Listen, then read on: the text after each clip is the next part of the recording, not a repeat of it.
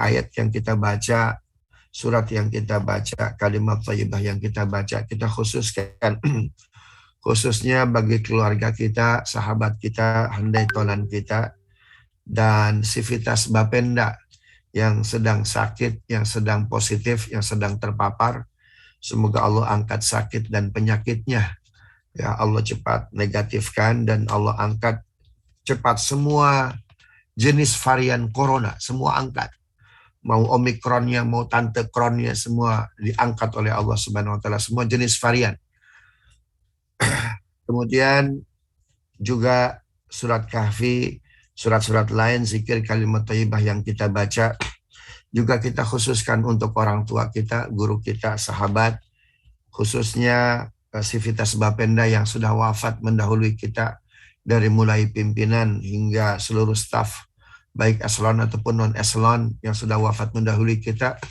Allah jadikan ayat Quran sebagai nur, sebagai hujjah di barzahnya, di kuburnya. Allah lapangkan kuburnya, Allah jadikan kuburnya satu taman surga, bukan satu lubang dari lubang api neraka. Juga surat Kahfi, surat-surat yang lain, zikir kalimat thayyibah yang kita baca, agar Allah selesaikan semua urusan kita. Yang punya hutang, Allah selesaikan hutangnya. Yang ditimpa musibah, Allah berikan tabah. Yang punya masalah, Allah uraikan masalah. Juga surat Kahfi, surat-surat lainnya, zikir kalimat thayyibah yang kita baca, ini untuk Bapenda DKI Jakarta, agar disampaikan kepada target, bahkan melampaui target. Ya, Bapenda dan seluruh sivitasnya dijadikan pribadi-pribadi yang ikhlas, pribadi-pribadi yang soleh, pribadi-pribadi yang jujur, yang baik hati, yang ramah, dan bersih hati. Al-Fatihah. A'udzu billahi minasyaitonir rajim. Bismillahirrahmanirrahim. Alhamdulillahi rabbil alamin. Ar-Rahmanir Rahim. Maliki yaumiddin.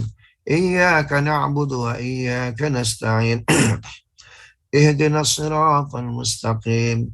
Siratal ladzina an'amta 'alaihim ghairil maghdubi 'alaihim waladdallin. Amin. Ya mujibas sa'ilin, ajib doa'ana. Semoga Allah mengabulkan doa kita. Bapak Ibu jamaah sekalian, khususnya Sivitas Bapenda yang dimuliakan Allah dan seluruh sahabat yang melalui kajian Zoom ini bisa mengikuti kajian ini. Tidak ada nabi yang tidak menceritakan akan kedatangan Dajjal. Bahkan Adam sekalipun, di mana Dajjal adalah anak keturunan Adam alaihissalam. Itu Adam sendiri, nabi pertama, manusia pertama, menceritakan akan kedatangan Dajjal. Dan tidak ada fitnah yang lebih besar kecuali fitnah Dajjal. Tapi Dajjal hanya dengan 10 ayat saja tuh takut dari surat Al-Kahfi. Coba bayangkan. Ya, Dajjal makhluk yang paling takut. Bahkan tidak ada fitnah yang lebih besar kecuali fitnah Dajjal. Sampai-sampai dalam sholat kita doakan agar kita terhindar dari fitnah Dajjal sebelum salam. Ya Allahumma inna na'udzubika min azabil qabri wa na'udzubika min fitnatil mahya wal mamat wa na'udzubika min fitnatil masihid dajjal, sampai dalam sholat. Dan tempat terbaik untuk berdoa adalah ketika sholat. Sampai dalam sholat kita berdoa, ya Allah lindungi kami dari fitnah Dajjal. Ya, Abu Bakar Siddiq saja yang imannya luar biasa nggak mampu melawan Dajjal. Ya, apalagi kita. Tapi Dajjal sangat takut dengan surat Al-Kahfi. Rumah yang sering dibacakan di dalamnya surat Al-Kahfi. Bahkan kalau kita hafal 10 surat saja sampai ayat id awal fitsyatu ilal kahfi faqalu rabbana atina min ladunka rahmatan wa hayyi lana min amrina rusyada. Itu rumah itu nggak bisa dimasuki Dajjal. Jadi dengan satu surat Al-Kahfi, bahkan dengan 10 ayat saja, itu Dajjal takut.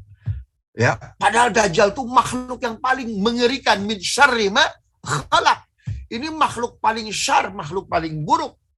Dajjal takut. Pertanyaannya, maka level makhluk yang lebih buruk di bawah Dajjal, harusnya kita bisa kangkangi mereka. Ya, harusnya bisa kita kalahkan mereka. Tapi hari ini kita lemah betul, umat Islam lemah betul. Subhanallah. Siapa makhluk yang sangat keras? Gunung. Itu gunung tuh bisa hancur kalau dibacakan Quran. Lau anzalna ala jabalin la ra'aitahu khashi'an mutasaddi'an min khasyiatillah wa tilkal amsalu nadribuha lin-nasi la'allahum yatafakkarun. Andaikan kami turunkan di Al-Quran ke gunung, gunung hancur. Subhanallah. Jadi kenapa Dajjal nggak mau mendekat kepada rumah yang dibacakan Quran? Karena tubuh Dajjal tuh, ya, dia bisa hancur. Subhanallah. Terus kalau hari ini umat Islam kita lemah, berarti jiwa kita nih nggak banyak Qurannya. Lisan kita nih nggak banyak yang kita baca dari Quran. Sehingga musuh-musuh kita yang menakutkan nggak takut sama kita. Kenapa? Nggak Qurani kita. Nggak Qurani kita. Itu pelajaran ringan tuh. Ya, jadi jangankan satu Quran dengan bukan hanya dengan satu surat Al-Kahfi, 10 ayat surat Al-Kahfi, Dajjal takut. Subhanallah, padahal Dajjal itu nggak bisa dikalahkan kecuali oleh Isa alaihissalam, nanti Allah turunkan tuh. Tapi Dajjal nggak bisa masuk ke rumah yang dibacakan surat Al-Kahfi. Apa artinya? Hebat betul nih surat. Bagaimana kalau dibacakan satu Quran? Ya Allah. Jadi hari ini kenapa umat Islam lemah, kita kalah dan lain sebagainya, musuh-musuh kita nggak takut sama kita, karena jiwa kita nggak ada Qur'annya.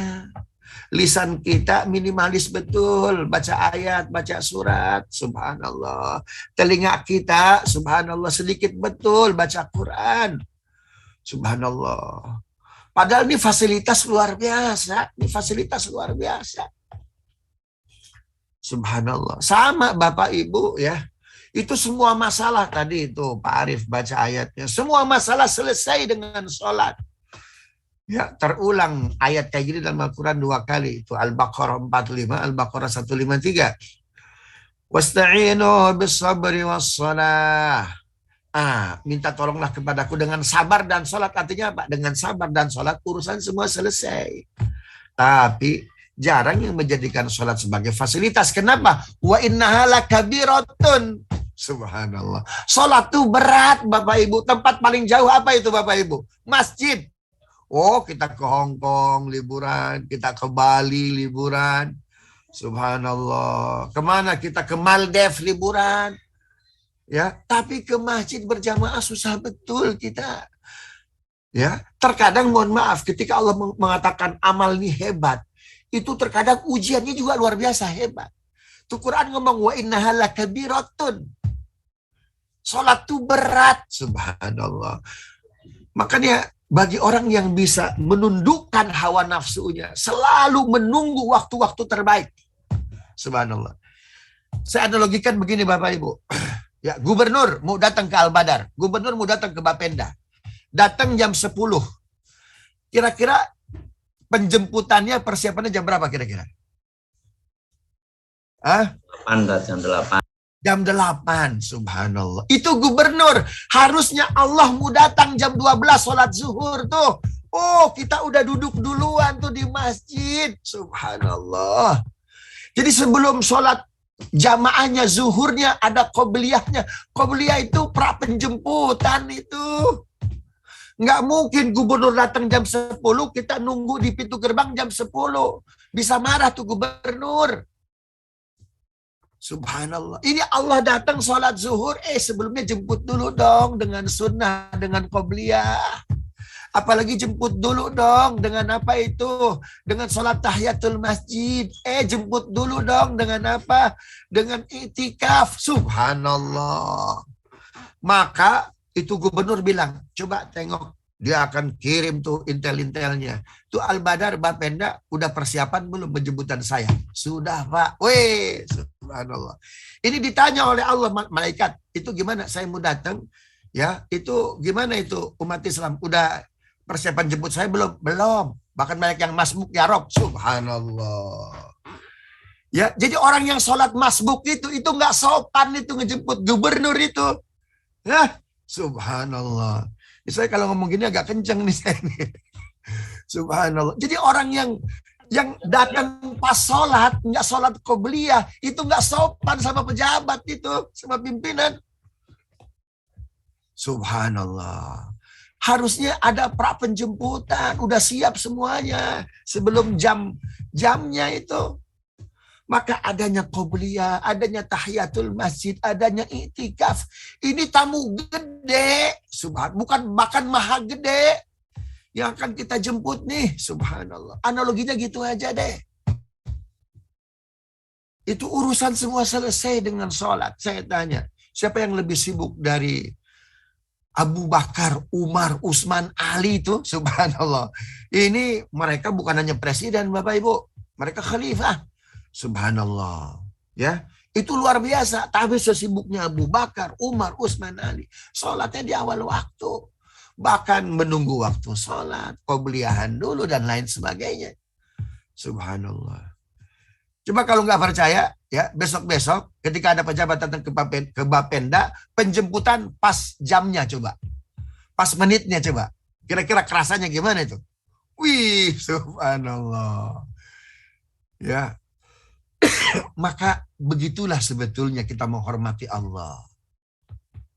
Jadi wajar aja Allahu Akbar itu nggak manunggaling kaula Gusti di kita.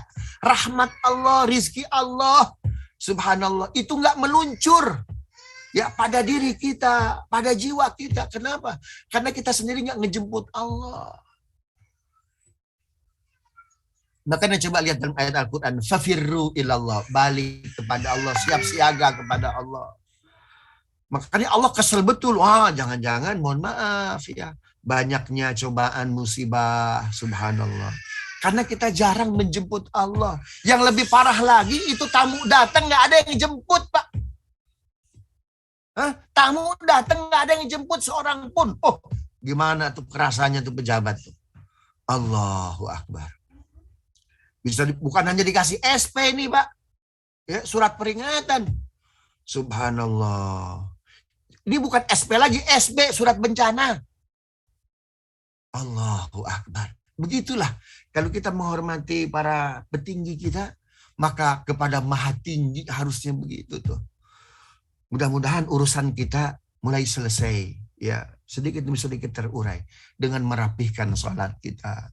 Dengan mendahulukan Allah. Ya, dengan mendahulukan Allah, mengutamakan Allah, insya Allah urusan-urusan yang lain bisa terurai. Allahumma salli ala sayyidina wa habibina wa syafi'ina wa dhukhrina maulana Muhammad wa sallim wa radiyallahu tabaraka wa ta'ala an kulli sahabati rasulillahi ajma'in. Ya Allah, ampuni dosa kami, orang tua kami, guru-guru kami, orang-orang yang telah berjasa dalam hidup kami. Ya Rabb, maafkan jika kami lalai, maafkan kami jika kami ya Rabb tidak menghormati Engkau sebagaimana kami harus menghormati. Ajari kami ya Rabb akhlak berakhlak kepada Engkau. Kau yang menciptakan kami, Kau yang merawat kami, Kau yang memberikan rezeki kepada kami, bahkan Kau yang menentukan nasib kami, selamat atau celaka. Maafkan kami jika kami lalai menghormati Engkau. Maafkan kami jika kami durhaka kepada Engkau. Tapi kami sangat yakin Kau Maha Pengampun ya Rabb. Engkau Maha Ghafur, Engkau Maha Rahman. Ya Rahman, irhamna fa innaka khairul rahimin. Ya Ghafar, ighfir dhunubana fa innaka khairul ghafirin. Ajari kami, bimbing kami ya Rabb. Jangan lepaskan kami, jangan tinggalkan kami. Kami dhaif ya Rabb, kami lemah ya Rabb. Karena itu ya Rabb, dekatkan kami dengan orang-orang yang dekat kepada Engkau. Kalau kami nggak bisa dekat kepada Engkau, dekatkan kami dengan orang-orang yang dekat kepada Engkau. Dengan orang-orang yang ikhlas kepada Engkau. Jangan persatukan kami dengan orang-orang yang jauh dengan Engkau atau menjauh dengan Engkau. Berkahi hidup kami, berkahi keluarga kami, berkahi putra-putri kami, soleh-soleh, hafiz-hafiz. Ya Rabb, berkahi Bapenda, mudah-mudahan menjadi perusahaan negara, menjadi lembaga publik yang jujur, yang amanah, penuh dengan keberkahan. Wassallallahu ala sayyidina Muhammadin wa ala alihi wasallam. Walhamdulillahi rabbil alamin. Subhanakallahumma rabbana wa bihamdika asyhadu an la ilaha illa anta astaghfiruka wa atubu ilaik. Assalamualaikum warahmatullahi wabarakatuh. Waalaikumsalam.